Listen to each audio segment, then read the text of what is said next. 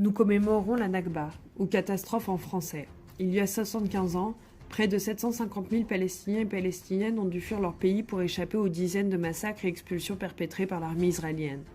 15 000 morts. Voilà le bilan du gouvernement sioniste en 1948. La situation d'apartheid est tout aussi insoutenable maintenant. Destruction, occupation, colonisation, humiliation. Et combien de morts et de blessés tous les jours? Combien d'enfants dans les prisons israéliennes? Israël continue de bénéficier d'une impunité totale malgré son non-respect des résolutions de l'ONU et la violation systématique du droit international. Au mépris de ça, l'expansion des colonies se poursuit et Israël est devenu le bras armé au Moyen-Orient, souhaité et soutenu par l'impérialisme états-unien, britannique et français.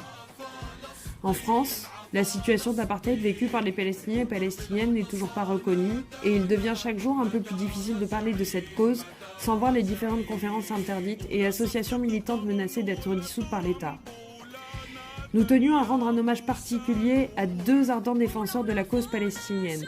Tout d'abord, notre président d'honneur, Georges Ibrahim Abdallah, qui est toujours enfermé en France à la prison de Lannemezan depuis 39 ans, alors même qu'il est libérable depuis 1999.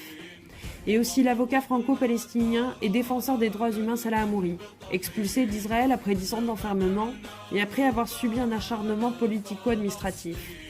À ces deux camarades et à tous les défenseurs de la cause palestinienne, nous leur transmettons tout notre soutien.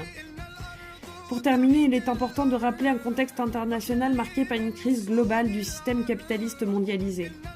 La perte d'hégémonie et d'influence de l'impérialisme états-unien au niveau mondial le rend toujours plus agressif vis-à-vis des puissances économiques mondiales refusant le diktat US et surtout envers les États indépendants critiquant cette mainmise sur leur souveraineté. Cette réalité et l'escalade guerrière que nous connaissons sont dénoncées au sein de la plateforme anti-impérialiste internationale que nous avons rejointe. Une rencontre des différentes forces politiques est en cours en ce moment à Séoul, en Corée du Sud, pour réaffirmer l'urgence de dénoncer les impérialismes comme facteurs de guerre, d'oppression et d'exploitation des peuples et des ressources des pays. Je conclurai avec une citation de Georges Ibrahim Abdallah. « À bas l'impérialisme et ses chiens de garde sionistes et autres réactionnaires. Le capitalisme n'est plus que barbarie. Honneur à ceux et celles qui s'y opposent dans la diversité de leurs expressions. Ensemble, camarades, et ce n'est qu'ensemble que nous vaincrons. »